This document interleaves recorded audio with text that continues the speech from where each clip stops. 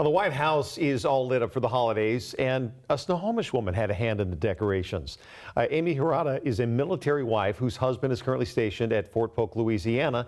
She's one of 100 people who were chosen to travel to Washington, D.C. to help decorate nearly 60 Christmas trees throughout the White House. She told me today via Skype that the experience was awesome. I would definitely do it again. I already asked my husband if he could handle another Thanksgiving without me. Yeah, it was 3 days of sorting through previous and new decorations, making bows. These are the bows she made, attaching wires to every single one of those ornaments. And then her team began lighting the trees. Another team finished putting on all the decorations. And a couple days later, she went back to see it all finished.